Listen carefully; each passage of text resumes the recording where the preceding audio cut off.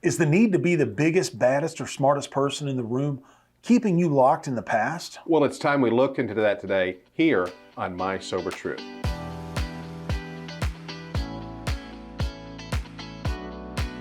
Well, hey, it's May 14th, and it's time for a double shot of My Sober Truth. Sean, love the title today. It's okay to be me. I don't know about Absolutely. you. One of the biggest lies that I think people suffer with, whether they're coming out of addiction or whatever, is this concept that it's not okay to be me, that there's something wrong with me, flawed so much that I have to hide behind, I have to create a persona for myself, hide behind that persona, create that shell so I can't let anybody in. And there's a lot of reasons behind that one. But let's focus in today on the ego side of it, and a lot of times, we've talked about this before, that ego is often driven by our shame, our regrets. We don't want people to know the real us, because if they do, they may not like us. The reality is nothing could be further from the truth. Let's dig into this. What is your take on that unmasking of ego and diving into and embracing your real self as a part of step 5? Well, it's such a huge shock to the ego to talk about these things with another human being, these things that you've carried in your heart that they carry so much shame. A lot of this particular part of this step that I feel like we're talking about now is so in tune with ego and humility and all that kind of stuff. For me, I didn't know what humility was. I had built up this big, huge wall of ego around me, so big that, the question that I asked at the beginning, do you feel the need to be the biggest, baddest, smartest person in the room? I always felt the need to do that. I needed to be that in order to feel okay about myself. Well, I don't need to feel that way today. I'm okay just being, I'm just a regular guy. I'm just Sean. And do I have some talents that are better than some? Yes. Do I have some other things that I need to work on that are worse than some? Yes. I'm average. I'm a guy. And do I have some things to share that might help some folks? I think I do. But I think everybody does. I'm not the only guy. I'm not just sitting here because I'm the end all be all of anything. I have my story to share. And I had to learn some humility to get to that and to be honest with myself. It's the tools that you learn as you're working your way through this program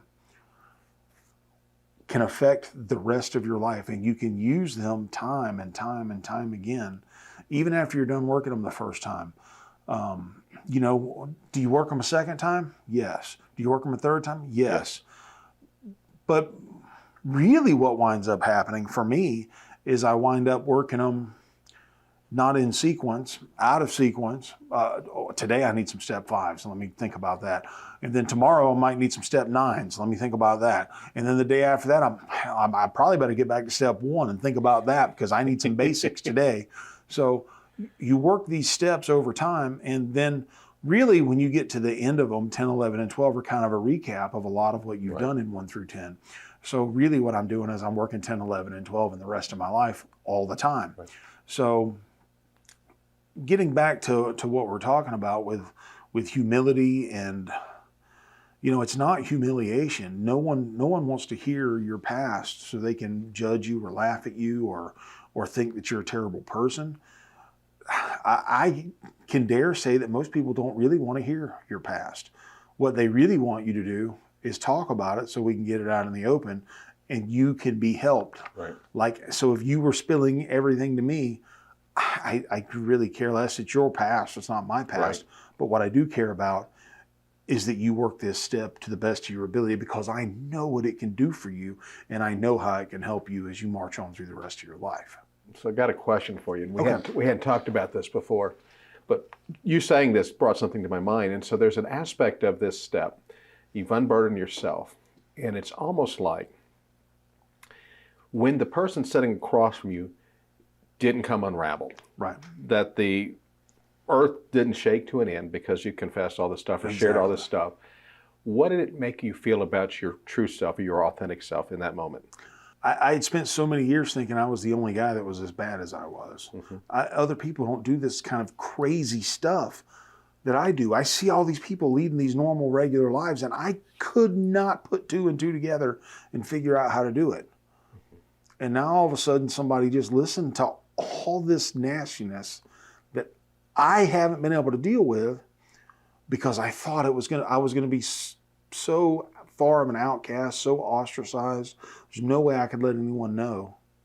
Someone just listened to it and didn't throw me out. They didn't judge me, and they didn't. I still feel like I can trust them. They're not going to go run and tell everybody else because it doesn't matter. The fact that you're telling someone isn't nearly as much about the fact that you're telling that other person as it is about you being willing to open up, look at your life honestly, and work on your life. That's really what it's all about. It really isn't about the person sitting next to you. It's not about all this magical advice you're going to give someone when you help listen to their problems. What it's about, at least for me, is knowing that, man, this is going to be huge in your life. I'm so happy that you're telling me this stuff because I know how big it's going to be in unburdening yourself and being able to get on to the next step and the next step and really put these things in work in your life and becoming the successful human being that you want to be. I love it. I love it. We could talk about this for hours. I've sit on both sides of this table, both unburdening and hearing someone else unburden, and just to see people connect and they lay down the line that there's something fundamentally flawed with me, that no one's going to like me for who I am, to them walking away and saying, you know what, I'm not that bad. I've got things I've got to work on. But I'm not fundamentally and fatally flawed like I thought I was. In your life as a counselor, I mean, I'm sure you can kind of relate with what I'm talking about. It's not the advice that I gave. It's the listening ear that I gave that made more of a difference. And you know what? I don't care who you are. I don't care what walks of life you're in. If you got two ears and a willingness to see someone else's life change, you just sit there and listen. Absolutely. And you know what? You let the higher power do the rest in that situation. I think that's the miracle of step 5, because it's not as much as the guy listening, doing the work, but that person verbalizing it, and you being in that stand-in, getting it out. Absolutely. So as we wrap up, I'd love to ask this question to our audience. And again, think back about step 5. Think back what we're trying to accomplish in this situation. And you ask yourself this question: what kind of person do you want to be? Okay? Get that vision in your mind. The second side of this question is, what are you willing to do to get there? And especially in regards to step 5. So take a few minutes, think about this 2-part question, put your answer in the comment section below, because you know what? We want to hear what you have to say, and we want you to have the opportunity to encourage someone else today too. Absolutely. And on that note, for My Sober Truth, I'm Mark. And I'm Sean, and here's hoping that you stay drunk with success. Bye. Love y'all. Hey folks, thanks for watching. If you're thirsty for another round, then belly on up to mysobertruth.com and click on the double shot button today. There you'll find the encouragement, inspiration, and support that'll help you stay clean, on track, and prospering in every area of your life. Take a moment to subscribe to this channel, and if you got a minute, stick around. Let's watch another video together.